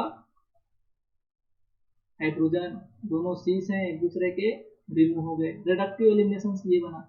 ये इंपॉर्टेंट इसलिए है क्योंकि जब ये reaction in the presence of benzene होती है तो नेक्स्ट स्टेप में जो आपका ये बेंजीन है इसके साथ ऑक्सीडेटिव एडिशन में इन्वॉल्व हो जाता है। और ऑक्सीडेटिव एडिशन में जब इन्वॉल्व होता है तो यहाँ पर ये एक बेहतरीन एग्जाम्पल है कार्बन और हाइड्रोजन बॉन्ड के एक्टिवेशन या फिर ये कार्बन और हाइड्रोजन बॉन्ड के एडिशन। तो यहाँ पर ये जो है आपका ये बेंजीन का ये कार्बन और ये हाइड्रोजन, ये वाला हाइड्रोजन आपका अब ऑक्सीडेटिवली एड हो गया इसी कॉम्प्लेक्स में। तो रिडक्टिव एलिमिनेशन के बाद ये एक सबस्ट्रेट तैयार कर गया किसके लिए? ऑक्सीडेटिव एडिशन के लिए। अब ये फेवर करता है बेंजीन के साथ ऑक्सीडेटिव एडिशन का, जहां पर कार्बन और हाइड्रोजन का एडिशन होता है इस एरिडियम के कॉम्प्लेक्स में। समझ आया? तो ये है आपका एक बेहतरीन एग्जाम्पल है रिडक्टिव एलिमिनेशन और ऑक्सीडेटिव एडिशन का। तो जब इसको पूछना रहेगा इस सवाल को तो ये साथ में पूछ सकता है। ठीक है। कई लोग यहीं तक रुक जाएंगे तो कई लोग यहाँ पर फिर से पता लगाएंगे कि देखो यहाँ पर ये सिर्फ रिएजेंट का काम नहीं किया, सॉल्वेंट का काम नहीं किया, ये आपका सॉल्वेंट के साथ साथ यहाँ पर जैसे ही इसका ऑक्सीडेटिव एडिशन के लिए सबस्ट्रेट बना वैसे ही फिर ये उसके साथ रिएक्शन कर गया और खुद जो है वहां पर जाकर के वहां पर जुड़ गया मेटल के साथ। इस रिएक्शन को माइंड में रखना भी। ठीक है। चलो और दूसरा एग्जांपल है जब पैलेडियम के इस कॉम्प्लेक्स को हीट किया जाता है तो डाइमिथाइल सल्फोक्साइड के प्रेजेंस में तो यहाँ पर ये जो 2 CH3 ग्रुप हैं वो आपका क्या हो जाते हैं? रिमूव हो जाते हैं और C2H6 दैट इज एथेन बनाते हैं। ऑक्सीडेशन स्टेट जो है +2 से पैलेडियम का 0 में चले गए और 2 लिगेंड में या 2 कोऑर्डिनेशन नंबर में कमी भी आ गई, जिसके कारण it is a kind of reductive elimination reaction. वैसे ही अगर मैं आपको इसमें पूछूं तो इसको मैं आपसे पूछूंगा कि क्या रिमूव होगा बताओ। मैं बता देता हूं कि यहाँ पर ये जो है एक रिडक्टिव एलिमिनेशन रिएक्शन में इन्वॉल्व होगा। तो अगर रिडक्टिव एलिमिनेशन आप HCl कराते हो तो क्या रिमूव होगा? HCl HCl। और कोई कौन बोला है HCl वैसे? मैं सर। ठीक। और कोई? वैसे अफसाना क्या निकलेगा?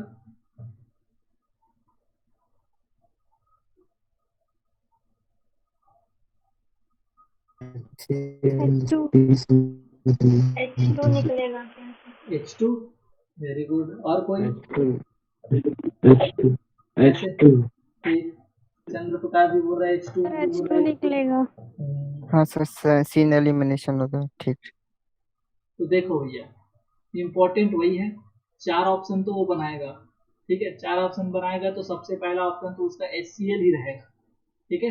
लेकिन यहाँ पर दोनों हाइड्रोजन और ये क्लोरीन जो है वो एक दूसरे के ट्रांस हैं और ट्रांस हैं तो ट्रांस वाले कभी भी रिडक्टिव एलिमिनेशन रिएक्शन में इन्वॉल्व नहीं होंगे। ठीक है। यहाँ पर सीन कौन है? तो सीन जो है आपका हाइड्रोजन, दोनों हाइड्रोजन है। कोई बोलेगा कि PH3 और हाइड्रोजन को निकालो तो ये एक न्यूट्रल लिगेंड है और ये एक आयनिक लिगेंड है। तो यहाँ पर न्यूट्रल वाले लोग रिमूव नहीं होंगे। ठीक है। तो यहाँ पर क्या रिमूव होगा भाई? H2 रिमूव होगा और H2 रिमूव होने से इसका ऑक्सीडेशन स्टेट जो है कितना हो जाएगा, +3 से +1, 2 कोऑर्डिनेशन नंबर में कमी, तो इसका प्रोडक्ट क्या बनेगा, ये। तो क्यों ना ऐसा लग रहा है कि भैया इसी ये वास्ता कॉम्प्लेक्स टाइप को नहीं दिख रहे मुझे, उसको ठीक है। अब इसी को जैसे अपोजिट हम ऐसे H2 कराते थे, तो यही तो ऑक्सीडेटिव एडिशन देता था, और H2 जो होता था वो नॉन पोलर है, और नॉन पोलर है तो सीन एडिशन देता था, समझ आया। और सीन एडिशन देता था मतलब दोनों जो जुड़ने वाले थे वो इसमें 90 डिग्री के एंगल पे जुड़ते थे। तो जस्ट इसका रिवर्स जो है रिडक्टिव एलिमिनेशन होगा, तो H2 रिमूव होगा तो वास्ता कॉम्प्लेक्स ही तो बनेगा, समझ आया क्या। जी सर। अब देखो, अब नेक्स्ट है sometimes the molecules eliminated is different from the one added oxidative। हाँ, ये थोड़ा सा अलग टाइप का रिएक्शन है, देखना ध्यान से। चलो, ये कंपाउंड है। अब इस कंपाउंड में अगर मैं पैलेडियम को देखूं तो पैलेडियम +2 ऑक्सीडेशन स्टेट में, ठीक है। अब देखो +2 ऑक्सीडेशन स्टेट में है, इसका इलेक्ट्रॉनिक कॉन्फ़िगरेशन क्या होगा, D electron, D8, yes sir. और D8 वाले लोग तो दोनों तरफ जाते हैं, रिडक्टिव और ऑक्सीडेटिव। यहाँ पर कोऑर्डिनेटिवली ये अनसैचुरेटेड है। मेथाइल आयोडाइड का कौन सा एडिशन, ऑक्सीडेटिव एडिशन, ठीक है। क्या ट्रांस बनेगा, हो, ट्रांस। क्यों ट्रांस बनेगा, क्योंकि ये पोलर ग्रुप है, और नॉन पोलर नहीं, पोलर, पोलर ग्रुप है, पोलर ग्रुप है तो SN2 मैकेनिज्म से आपको क्या करेगा, ये एंटी प्रोडक्ट देगा, स्टेप वाइज मैकेनिज्म से एंटी प्रोडक्ट देगा, और ये जो है क्या बनाएगा, MEI, दोनों देखो Me और ये I, ठीक है। तो कई बार क्या करेगा, कार्बन 13 दे देगा, इसको दे देगा कार्बन 13। अब बताओ तो कार्बन 13 कहाँ जुड़ेगा, तो भाई ये ना तो ये वाला Me होगा कार्बन 13, ना Me, जो एक दूसरे के ट्रांस होंगे वही आपका क्या होगा, कार्बन 13 वाला होगा, समझ आया। तो ऐसे क्वेश्चंस आपके बन सकते हैं। अब देखो, अब ये रिएक्शन यहां तक तो पहुंच गया, ऑक्सीडेटिव एडिशन तो हो गया। अब यही जो है इसका ऑक्सीडेशन स्टेट बढ़ गया, +2 से +4 हो गया, और +4 हो गया तो कोई बोलता है कि ये तो अब D6 हो गया, और D6 तो क्या करते हैं भाई, रिडक्टिव एलिमिनेशन में मार हो जाते हैं। और जब रिडक्टिव एलिमिनेशन होगा तो बोलते हैं कि सिस वाले लोग क्या होते हैं, रिमूव होते हैं। तो सिस वाले जब रिमूव होंगे तो यहाँ पर 2 एमी रिमूव हो जाते हैं सिस के, 2 एमी रिमूव हो जाते हैं सिस के, और आपका एथेन बनाते हैं, और फिर से ये जो है आपका अल्टीमेटली देखो यहाँ पर आयोडीन नहीं था, इसमें आयोडीन ऐड हो गया। तो ये एक प्रकार का रिडक्टिव एलिमिनेशन है, लेकिन हाँ इसमें पहले क्या हुआ, ऑक्सीडेटिव एडिशन। तो कई बार ऐसे रिएक्शन को पूछता है और बोलता है कि बताओ ए से ये, अगर ये ए है और ये बी है और ये सी है, तो ए से बी में कौन सा मैकेनिज्म हुआ, रिडक्टिव एलिमिनेशन हुआ कि ऑक्सीडेटिव एडिशन हुआ, और बी से सी में कौन सा रिएक्शन हुआ। तो ऐसे क्वेश्चंस पूछे जाते हैं, ठीक है। आपको सभी चीज़ों के लिए तैयार रहना पड़ेगा। अब देखो एक और इम्पोर्टेंट, अगर वो अति करे तो जब रेट्स वगैरह के बारे में पूछे तुमको, तो वहां पर एक क्वेश्चन है कि reductive elimination of carbon sulphur bonds via palladium 2+ complex that is binded with bidentate ligand fasting with varying bite angles. इसका मतलब क्या है मैं बताता हूँ आपको। ये एक लिगेंड है, सॉरी एक कॉम्प्लेक्स है पैलेडियम का, जिसमें एक कार्बन और एक सल्फर लिगेंड जुड़ा हुआ है।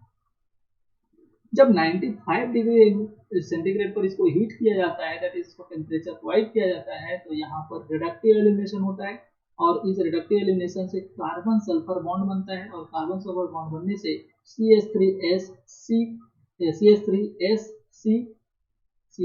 ट्राइस। मतलब सिंपल सा बात है कि ये ग्रुप जो है रिमूव होता है, और ये जब रिमूव होगा तो यहाँ पर आप बोल सकते हैं कि 2 कोऑर्डिनेशन नंबर की कमी हो गई, ऑक्सीडेशन स्टेट जो है यहाँ पर घट जाएगा। यहाँ पर अगर ये +2 शो हो रहा होगा तो यहाँ पर 0, यहाँ पर +3 शो हो रहा होगा तो यहाँ पर +1, तो 2 ऑक्सीडेशन स्टेट में कमी आ जाएगी। इंपॉर्टेंट क्या है, ये इस क्वेश्चन का जो वैल्यू है उसको मैं यहाँ पर इसलिए मेंशन किया हूँ क्योंकि अगर वो उसका मन किया तो रेट ऑफ रिडक्टिव एलिमिनेशन वो कंपेयर कराएगा इन लिगेंड्स को चेंज करके विथ बाइट एंगल्स। जब उनको लिगेंड्स या बाइडेंटेन लिगेंड को ले करके फास्फिन के वो अगर एंगल को चेंज कराए तो उस एंगल से अगर उसको क्वेश्चन पूछना रहेगा तो इस क्वेश्चन को बिल्कुल देगा 4 नंबर में। ठीक है, तो देखो होगा क्या कि अगर आपका लिगेंड जो है वेरी कर रहा है, सपोज मान लो पहले जो है DPP है, डाइफिनाइल फास्फोएथेन, आपका एक बार क्या हो गया डाइफिनाइल फास्फोप्रोपेन या डाइफिनाइल फास्फोफेरोसिन। ठीक है, तो इन लिगेंड्स में इनमें देखो सभी तरफ ये जो आपके लिगेंड है ना, एक्चुअल में ये पैलेडियम जो है ना, ये पैलेडियम जो लिगेंड मेटल है वो पैलेडियम मेटल जो है ये बाइडेंटेन लिगेंड में फास्फोरस और इधर फास्फोरस सभी में इन्हीं से जुड़ा है। लेकिन दिक्कत क्या है कि जैसे यहाँ पर ये मेथेन है, ये सॉरी ये एथेन है, 2 कार्बन है, यहाँ पर 3 कार्बन हो गया, ये प्रोपेन हो गया, और वैसे यहाँ पर मेटल हो गया, तो यहाँ पर एंगल जो है ना, ये जो आपका पैलेडियम और फास्फिन के बीच जो एंगल बन रहा है उसको एक बाइट एंगल बोल रहा है, बाइट एंगल बीटा। तो जब लिगेंड को वो वेरी कर देता है, सपोज मान लो लिगेंड को वेरी करता है तो पूछ देगा बताओ तो अब इनमें रिडक्टिव एलिमिनेशन का रेट जो है ज्यादा होगा। तो हम सब तो पढ़ के आए हैं कि अरे लिगेंड जो है पाई सेक्टर होगा तो रिडक्टिव एलिमिनेशन का रेट काफी बढ़ता है, लेकिन ये तो सभी के सभी फास्फिन है, सभी जगह दो फास्फिन बाइडेंटेन लिगेंड है। वेरिएशन कहाँ हो रहा है, इसके इनर साइड में इनका वेरिएशन हो रहा है। तो ध्यान देने वाली बात यह है कि यहाँ पर क्वेश्चन बनेगा बॉन्ड एंगल से, और जो एक पैलेडियम और फास्फिन के द्वारा जो एंगल बन रहा है ना उनको बोल रहा है ये बाइट एंगल। तो यहाँ पर कॉन्सेप्ट क्या होता है कि rate of reductive elimination is directly proportional to the bite angle beta, bite angle beta. तो बाइट एंगल बीटा के अगर ये डायरेक्टली प्रोपोर्शनल है तो भाई इसमें जो है एंगल ज्यादा बनेगा, इसमें कम बनेगा, तो वहां पर इसके लिए रेट जो है ज्यादा होगा, उससे कम इसका होगा और उससे कम इसका होगा। अगर वैल्यू है, अगर बात करें वैल्यू का, तो ये आपका लिगेंड को वेरी कर करके जब DPPE हो तो यहाँ पर इसका अगर रेट कॉन्स्टेंट जो ऑब्जर्व होता है 0.069 और यहाँ पर ये बढ़ जाता है DPP दैट इज डाइफिनाइल फास्फोप्रोपेन के बेस में, और ये जो फेरोसिन के साथ हो तो यहाँ पर इसका रेट और बढ़ जाता है। सिंपल सी बात है, देखो यहाँ पर बॉन्ड एंगल बढ़ रहा है तो रेट कांस्टेंट का वैल्यू भी बढ़ रहा है, दैट इज रेट भी क्या बढ़ रहा है आपका इंक्रीज हो रहा है। ये question micellar and target question है। ठीक है, इसी दिन जब उसको इस क्वेश्चन को पूछना रहेगा आपको एज इट इज 4 नंबर में दिख जाएगा। ठीक है,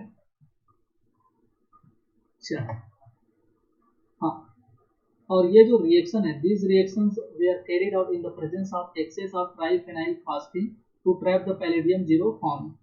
तो ये जो आपका पैलेडियम 0 आपका ये जो अभी आपका +2 ऑक्सीडेशन स्टेट में है, तो ये रिडक्टिव एलिमिनेशन इसको रिमूव करने के बाद जब ये पैलेडियम 0 कॉम्प्लेक्स में कन्वर्ट होगा तो उसको ट्रैप करने के लिए आपका ये जो रिएक्शन में ट्राइफेनाइल फास्फिन जो लिगेंड है उसको एक्सेस में मिलाया जाता है ताकि वो उसके साथ जुड़ करके पैलेडियम 0 के फॉर्म में ही स्क्वायर कॉम्प्लेक्स बना ले। क्लियर है भाई, याद रहेगा ये क्वेश्चन? जी सर। अब बात करते हैं मिसलर एंड टार का एक और क्वेश्चन, बहुत important. Predict the transition metal containing product of the following reaction. ठीक है, आपको मिल जाएगा ये एक्सरसाइज 14.3 में मिसलर एंड टार के 5th एडिशन के बुक में। ठीक है, ये जो है आपका अगर CH3RH ट्राइफेनाइल फास्फिन के कॉम्प्लेक्स को हीट कर रहा है तो CH4 और क्या बन रहा है प्रोडक्ट, और इसी प्रोडक्ट को तुमको जो मेटल कंटेन करके जो मेटल और जो प्रोडक्ट बना रहा है उस मेटल कंटेनिंग प्रोडक्ट को ही आपको पता लगाना है। आपको ये बता दिया है कि यहाँ से आपको CH4 निकालना है। तो कोई पूछ रहा है, कोई ध्यान से देख रहा है इस क्वेश्चन को, तो मेरे को CH3 तो बढ़िया सा एक किनारे में दिखा दिया है, लेकिन हाइड्रोजन को कहाँ से पाऊं? समझ आया क्या भाई? कहाँ से लाएगा वो हाइड्रोजन? हाइड्रोजन तो नहीं दिख रहा है यहाँ पर जिससे वो रिमूव करे। किसी को दिमाग में काम कर रहा है भाई, कैसे सॉल्व होगा ये?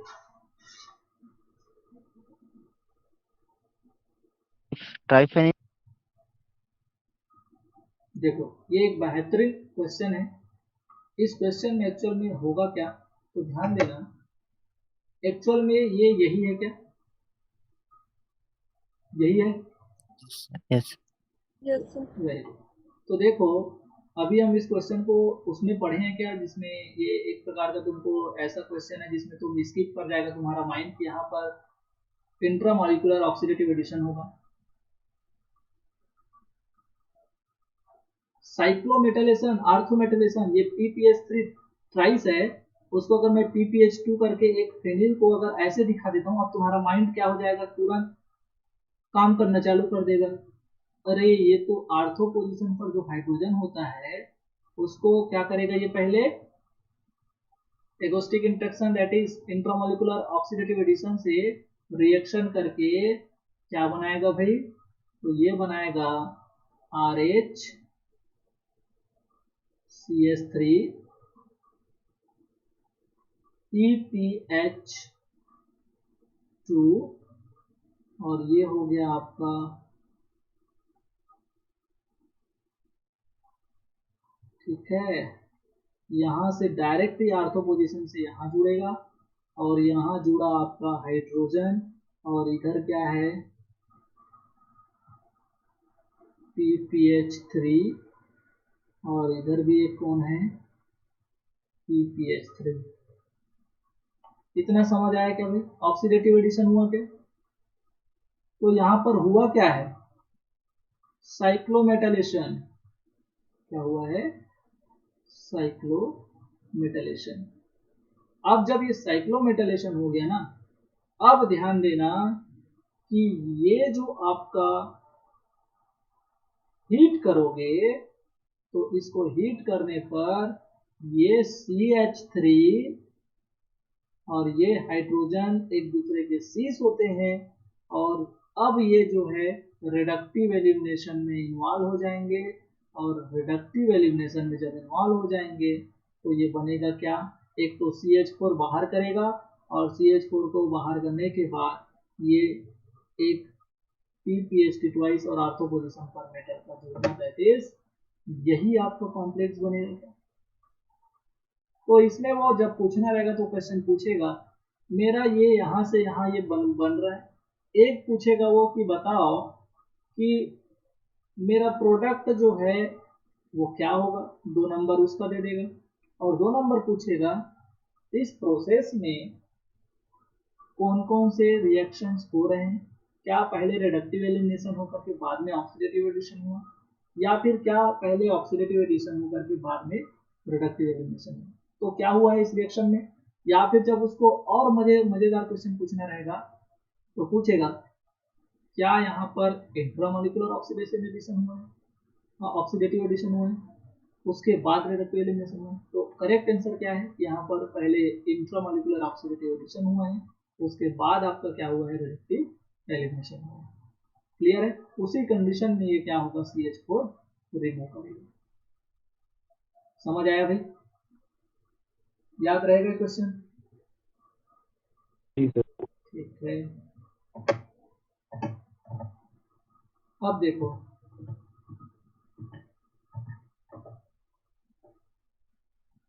पेन कॉपी निकालो, ठीक है,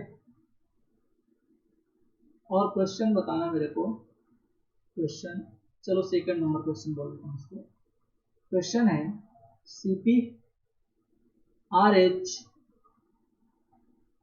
CO twice, CpRH CO twice reaction हो रहा है डेल CF3 सॉरी CF2I क्या बनेगा?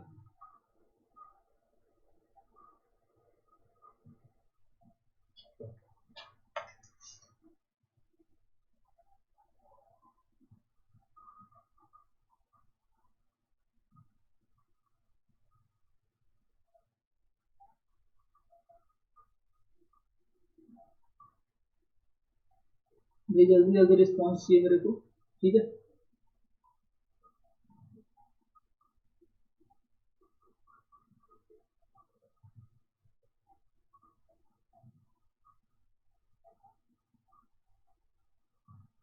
क्या होगा? Oxidative addition.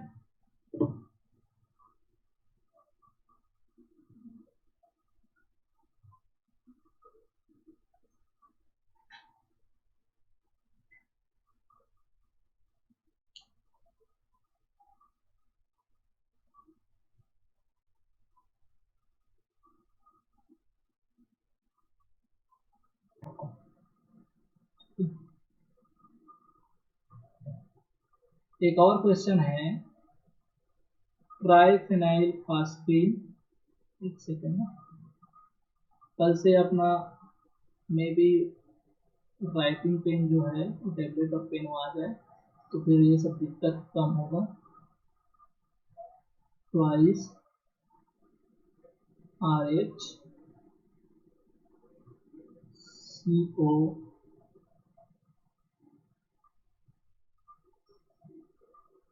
COR, ठीक है।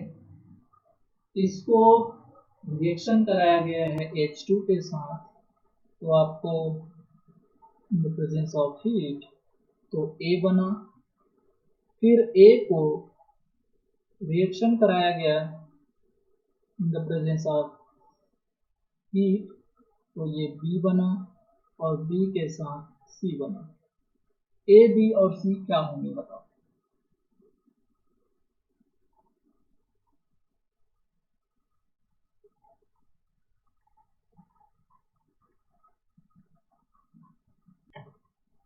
हाँ बताओ, फिर अब बताओ।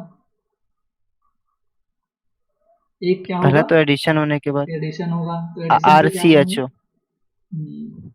तो एडिशन होगा तो ये RH और ये आपका ट्राइफेनाइल फॉस्फेट,